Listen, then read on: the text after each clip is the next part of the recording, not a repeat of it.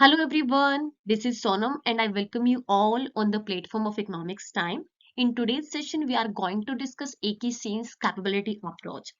Amartya Sen, who is famous for his significant contribution to welfare economics and for which he was awarded Nobel Prize in 1998. He has been described, in fact, he has been well described as world's poor and dispossessed person's friend by former UN Chief Kofi Annan. So let's move on the sense capability approach. So A.K. Sen argues that the capability to function is what really matters for status as poor or as a non-poor person.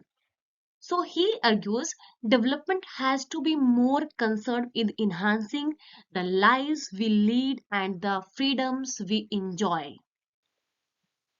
He argues that poverty cannot be properly measured by the income or even by the utility जो हम traditionally आज तक measure करते आए हैं तो हम income को देख के per capita income को देख के utility को देख के हम proper poverty को properly हम measure नहीं कर सकते.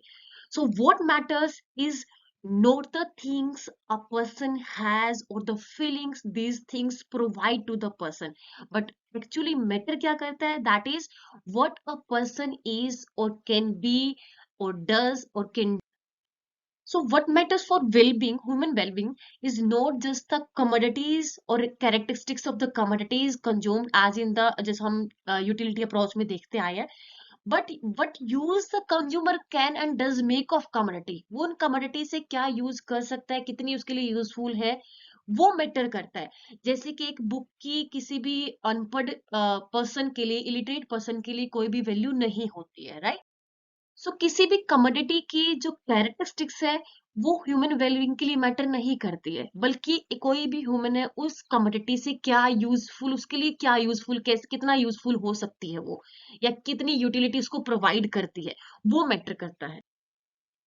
So the point is that to make any sense of the concept of human well-being in general and poverty in particular, we need to think beyond the availability of commodities and consider their use, what Sen calls functioning. Sen stresses that a person's own valuation of what kind of life would be worthwhile is not necessarily the same as what gives pleasure to the person, right?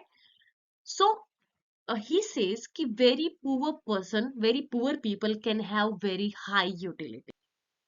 Sen कहते हैं कि किसी भी person का जो खुद की valuation होती है, खुद की इमेजिनेशन होती है, जो भी मेजरमेंट होता है खुद का कि किस तरह की लाइफ उसके लिए ज्यादा खुशी देने वाली है या किस तरह की लाइफ उसको चाहिए, जरूरी नहीं है वो सेम लाइफ उसको प्लेजर दे, खुशी दे. कि वेरी पुअर पीपल, जो बहुत गरीब लोग हैं, उनकी भी बहुत हाई यूटिलिटी हो सकती है.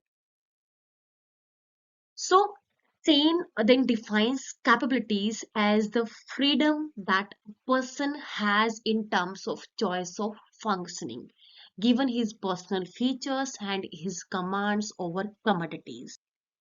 So, it is clear that income or consumption or purely subjective pleasure or desire fulfillment cannot define well-being in any adequate sense. Therefore, Sane's views has become extremely popular among development economies. For Sane, human well-being is being well in basic sense of being healthy, well nourished, well clothed, and literate and long lived, and broadly we can say being able to take part in the life of the community, being mobile and having freedom of choice in what can become and can do. एक अच्छी life क्या होती है, ये question है, उतना ही पुराना है जितनी ह्यूमन काइंड है, जितनी फिलोसफी पुरानी है. लेकिन इस क्वेश्चन को रिवैल्युएट करने की जरूरत है पीरियोडिकली. और क्योंकि वर्ल्ड सोसाइटी का इन्वायरमेंट है, वो चेंजिंग इन्वायरमेंट है, उस चेंजिंग इन्वायरमेंट के अकॉर्डिंगली इस क्वेश्चन को हम आंसर भी वैसे ही, मतलब उसको आंसर भी अकॉर्डिंगली चेंज होगा. So here are at least three basic components, yeah, you can say three core values that should serve as a conceptual basis and practical guidelines for understanding the inner meaning of development. That is, first one is sustenance, that is the ability to meet basic needs. Their life-sustaining basic human needs include food, clothes, shelter, and protection. A basic function of all economic activity, therefore, is to provide as many people as possible with the means of overcoming the helplessness and misery arising from a lack of food, shelter, health, and protection. So, economic development is a necessary condition for the improvement in the quality of life, that is development. The second core value of development is self-esteem, that is to be a person, a sense of worth and a self-respect of not being used as a tool by others for their own ends. So all peoples and society seek some basic form of self-esteem. Although they may call it authenticity, identity, dignity, respect, honor, or recognition. So the nature and the form of this self-esteem may vary from society to society and from culture to culture. With the advent of modernization, modern values and the form of self-esteem have undergone a change.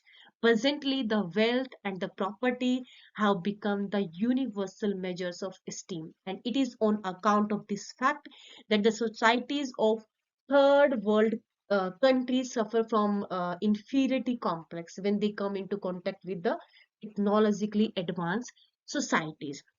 And the next one is freedom. That is to be able to choose. A situation in which a society has at its disposal a variety of alternatives from which to satisfy its wants, and individuals enjoy real choices according to their preferences.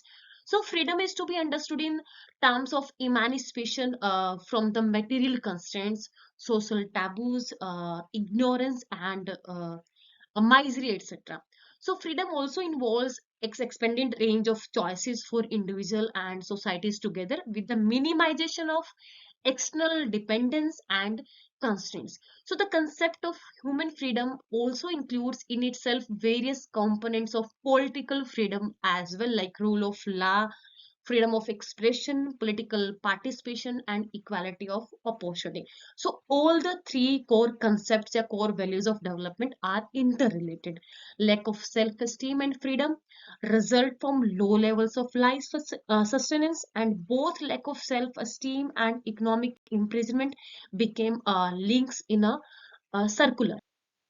And all these three components of development are also related to AK Sen's vision of development if defined in terms of expansion of entitlements and capabilities.